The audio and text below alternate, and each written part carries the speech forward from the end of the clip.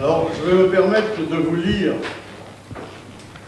les commentaires du Code des collectivités territoriales, de façon à respecter quand même la procédure. L'arrêté mettant fin à la délégation n'a pas le caractère d'une sanction, mais celui d'un acte réglementaire et n'a donc pas à être motivé, ni à respecter les droits de la défense. Pour la même raison, l'adjoint n'a pas le droit d'être mis à même de présenter ses observations avant la décision du maire. Alors, je vais vous lire la délibération.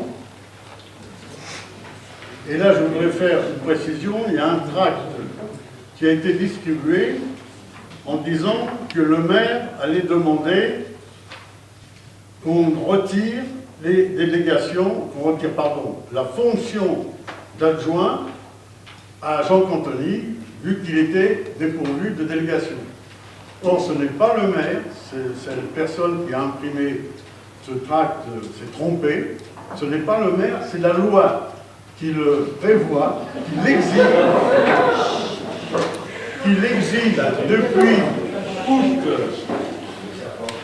depuis août 2004. Elle le dit, lorsque le maire a retiré les délégations qu'il avait données à un adjoint, le conseil municipal doit se prononcer. Non pas peut se prononcer, mais doit se prononcer. Donc nous sommes devant une obligation que nous sommes obligés de respecter. Pardon ? J'appellerais ça du jésuitisme. Donc, je lis le texte de loi. Oui, non, mais c'est toi qui as décidé de retirer les délégations. Ah comme ça ne pose pas. Je pense que tout le monde est d'accord que bon, vu la condition, on ne peut pas considérer Jean comme mon premier adjoint compte tenu de sa position. Ça, c'est tout. Je pense que ça n'a pas besoin d'être démontré. Je voudrais dire des choses très, très précises ce soir. Pour les dire, soient très précis, je les ai écrits. Je vais les lire. Et ce que je vais dire ce soir, c'est autant pour toi que pour tous ceux qui sont assis ici. Parce qu'on fait tous partie d'une même équipe. Et on était tous au départ, avant les élections, d'accord pour fonder une équipe avec la fusion de deux composantes. Alors moi, ce que je voudrais, c'est que chacun m'écoute. Et après, tu feras ce que tu voudras, il n'y a pas de souci. Si les mots ont un sens, tout ce que chacun peut dire traduit naturellement une parole, une pensée la sienne. Et je reviens à ce que nous disions, nous, avant les élections. Peut-être est-ce la raison pour laquelle certains ici ne se sont jamais exprimés, ou n'ont jamais défendu leurs opinions pour ne pas afficher ce qu'ils pensaient réellement. Je pense qu'en tant qu'élu, il s'agit d'une erreur flagrante.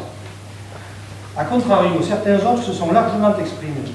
Et si les mots ont un sens, nous ne pouvons que nous fonder sur leurs déclarations, afin de connaître leur avis, leurs intentions, leurs positions.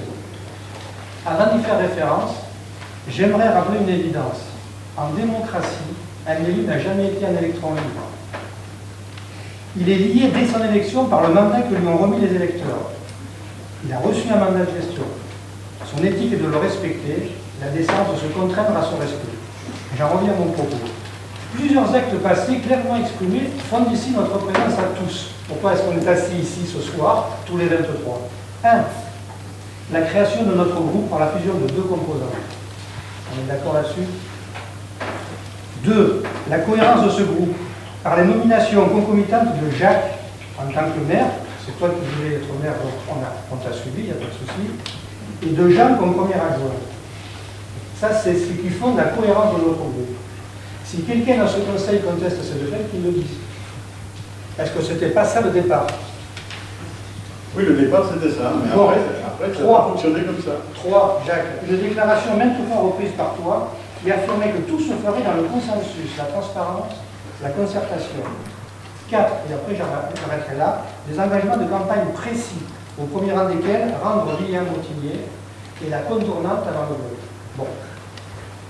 Je n'ai jamais eu la prétention de croire que tout se ferait sans difficulté. L'important étant pour moi d'œuvrer, quelles que soient nos sensibilités et nos divergences, pour le bien commun. Qu'est-ce qu'on constate aujourd'hui? 1. Peu de temps après notre élection, et certes, c'est une chose qui m'a tout de suite un peu... La directrice générale des services de la mairie quittait ses fonctions. Toi seul, Jacques, tu as refusé son remplacement. Je me souviens que je t'avais interpellé à ce moment-là, tu m'as dit, Denis, ce n'est pas de ton ressort, c'est du mien seul. Ce fait du prince, qui est légal, puisque prévu dans les textes, hein, pour moi, c'était un premier reniement de l'engagement, quand même. Tu parlais alors de promotion interne. Qu'en est-il aujourd'hui? Tu m'as dit qu'il y aura une promotion interne. 2. La mise à l'ordre du jour de plusieurs projets concernant le quartier du magasin Carrefour Market, c'est la zone UD, interdisant à terme la réalisation d'un cœur de village, car je suis désolé, si on parle de l'âme d'un village, on parle aussi d'un cœur de village. Les deux sont indissociables. Station-service, station de lavage, vente d'intérêt communal pour la construction d'un centre médical.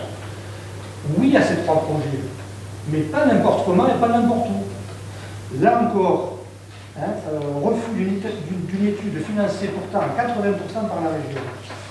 Pourquoi? Je termine, pas très longtemps.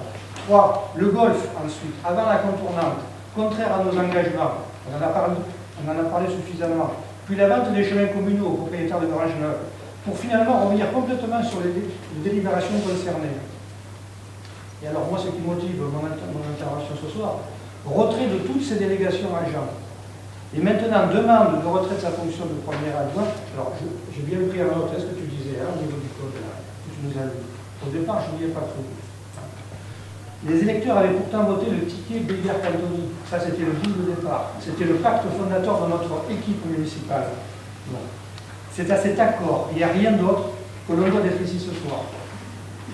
Alors Jacques, sans cet accord, sans Jean, sans chacun de nous, je ne serais pas maire. Je te le dis, si tu maintiens cette délibération, je retire, parce que c'est une obligation, elle sera donc votée. Pour moi, je prends ça comme un acte de violence. C'est un acte destructeur de notre groupe. Tu es en train de désintégrer notre groupe, en écartant de manière brutale Jean. Je peux répondre? Oui, tout à fait. Pour moi, il y a une éthique de l'élu, il y a une décence, il y a une estime de soi que l'on doit de toute façon mettre en avant dans tout acte en tant qu'élu. Moi, ce que je voudrais ce soir, avant qu'on ne vote, c'est entendre la voix de chacun de nous ici ce soir. J'aimerais que chacun, je demande un tour de table pour que chacun de nous, à titre personnel, dise ce qu'il pense. S'il ne pense rien, il dit je n'en pense rien. Mais je veux entendre les voix de chacun.